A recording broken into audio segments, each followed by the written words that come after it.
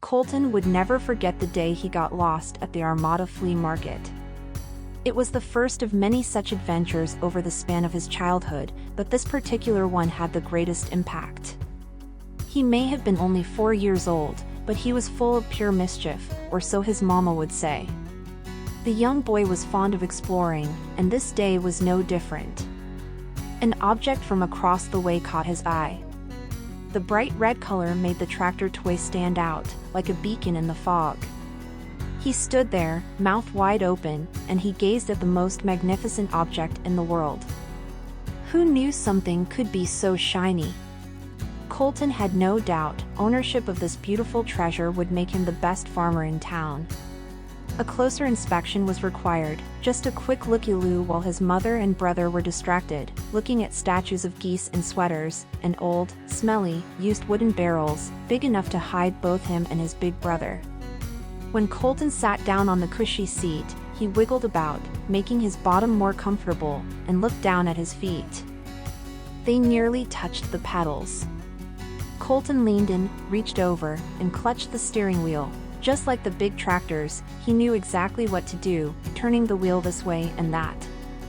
His mind was full of dreams, driving the tractor to school when he started next year, giving all his friends rides, and wearing overalls just like his favorite Uncle John wore when he worked in the garden. Colton was over the moon.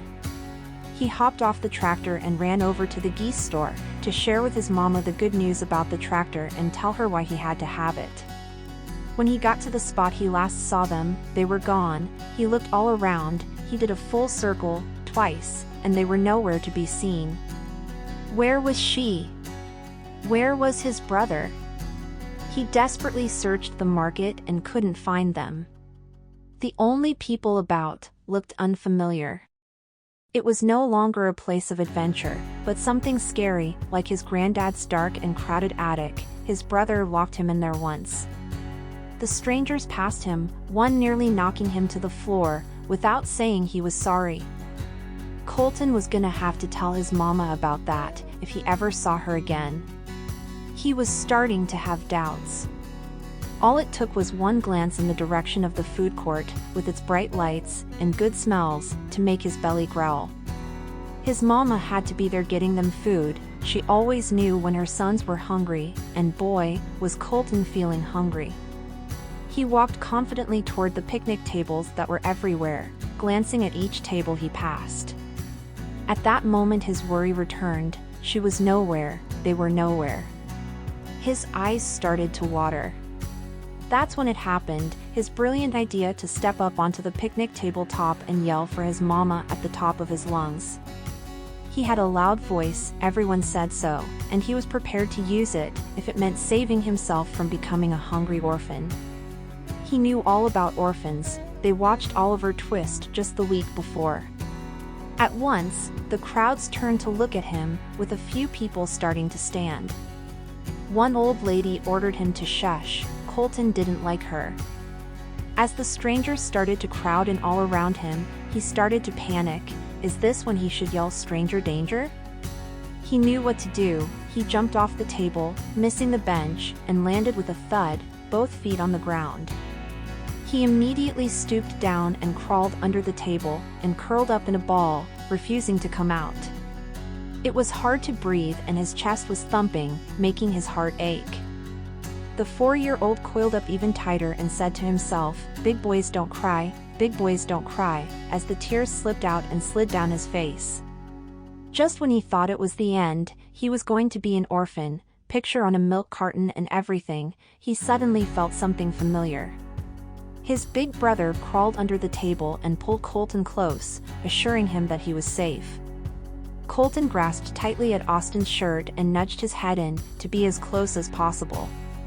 It took a few seconds to calm down, but when he started to relax his brother whispered into his ear, "Look at all the shoes, can you find Mama's shoes?"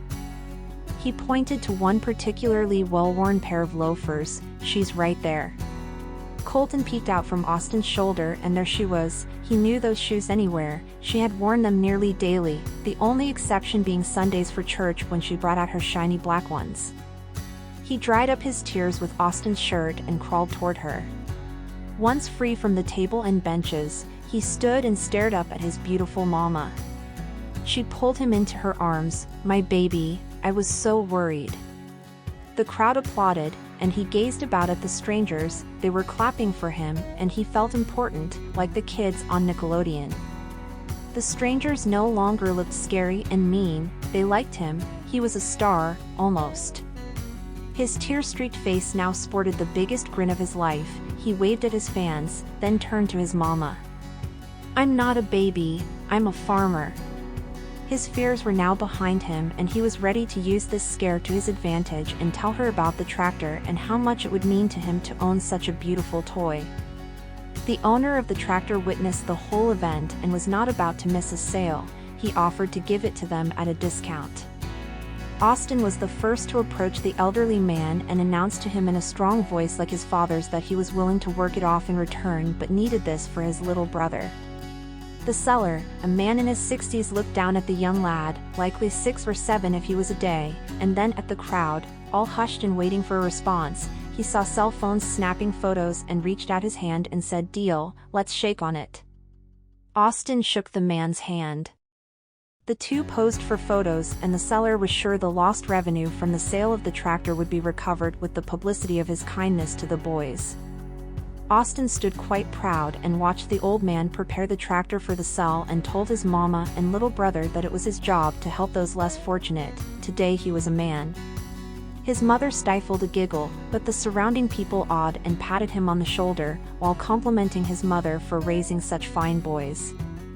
The three drove back to Detroit, with music on the radio station, and they belted out the lyrics to "Go Rest High on the Mountain." Colton was elated, and so proud of his big brother. When he grew up he would help others too, because making people happy was fun, but only as long as he could still be a farmer. You weren't afraid to face the devil, you were no stranger to the rain.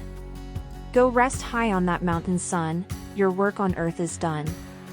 Go to heaven, a shoutin' love for the Father and the Son. His daddy had just died the year before of cancer, and singing made the little family feel closer to him, almost like he was still there.